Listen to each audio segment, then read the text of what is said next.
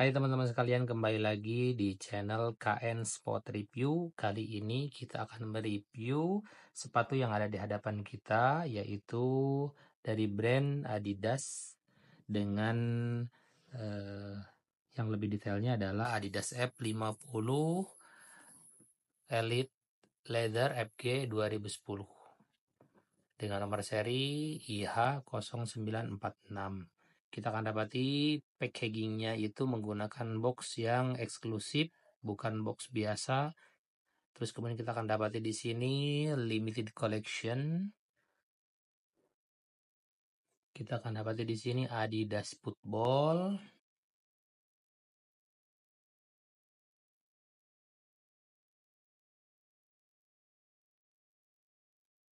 Nah, kita akan coba unboxing dan pembukaannya pun dengan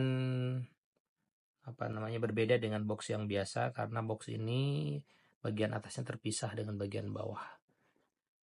Nah, cara bukanya seperti ini. Lumayan kokoh ini. Seperti konsepnya seperti peti. Kita akan simpan boxnya. Penutup atasnya kita akan dapati di sini dalam packagingnya. Kita dapati pertama kali itu adalah Gimbeg F50, dan memang basicnya adalah sepatu ini F50 2024-2025. Ini gimbegnya.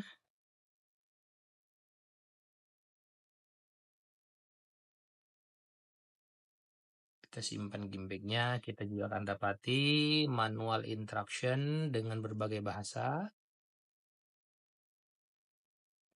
Kemudian ini yang terlepas dari sepatunya, kita dapati label tagnya. Nah, ini detailnya. Size 26,5 cm atau size 8 UK, 8,5 US. Kita dapati insole double seperti biasa. Memang khasnya seperti itu, F50.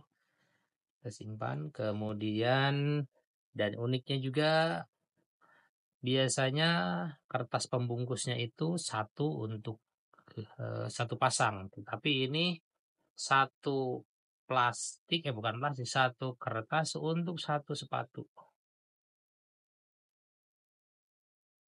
Nah, kita simpan dulu sepatunya. Kita simpan kertasnya. Dan ini satu lagi.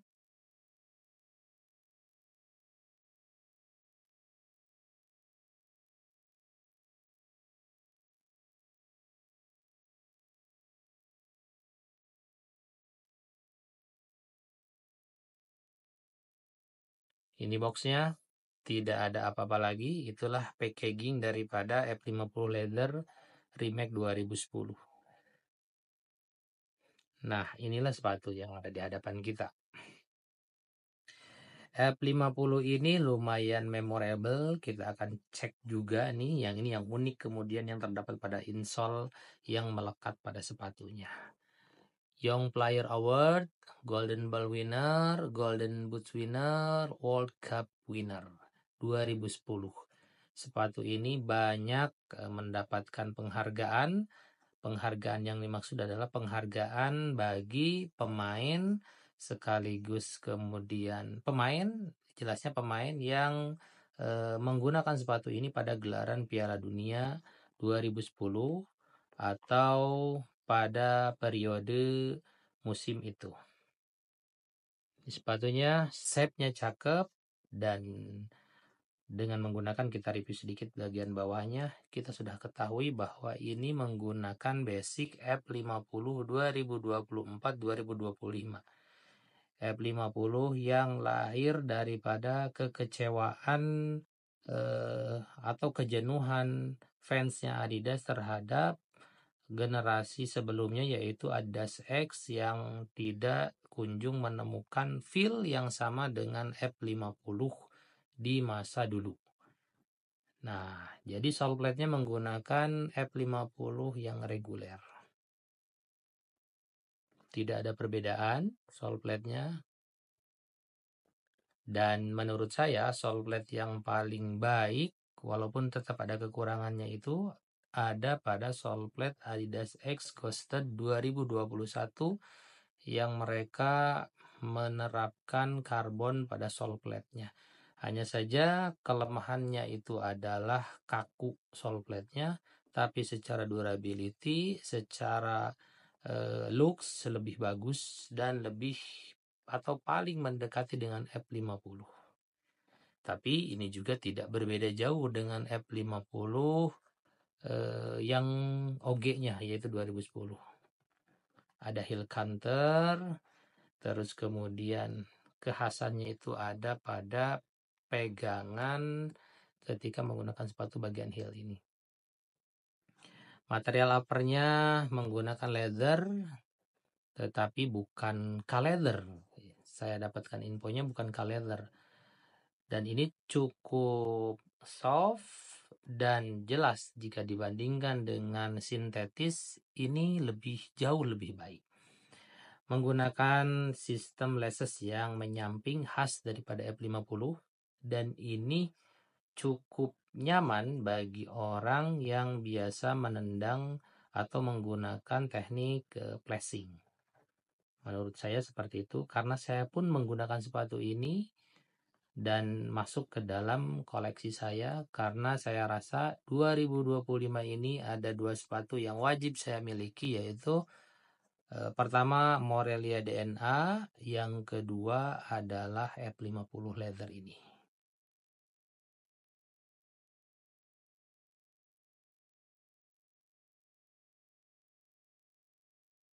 Ini detailnya.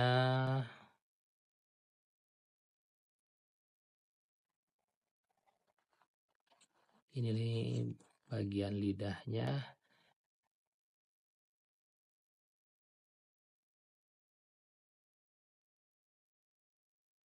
Dan ketika saya mencobanya, impresi pertamanya dia butuh break in tapi nggak lama dibandingkan dengan yang sintetis. Terus entengnya juga dapet, softnya dapet.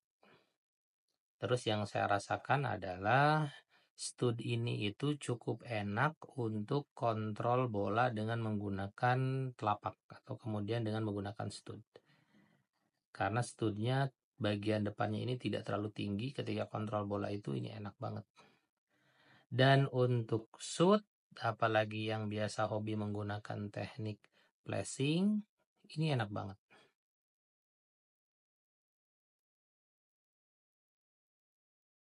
Nah, sekian sedikit review. Dan satu lagi saya tambahkan bahwa sepatu ini mendapatkan reaksi yang cukup baik dari reviewer-reviewer di luar sana, khususnya di luar Indonesia. Cukup mendapatkan sambutan yang positif sepatu ini dan layak untuk dimiliki. Cuman memang harga retailnya ketika keluar sepatu ini lumayan cukup tinggi dan memang dibuat juga limited. Kita dapati di sini ada tulisan Sprint Frame 360.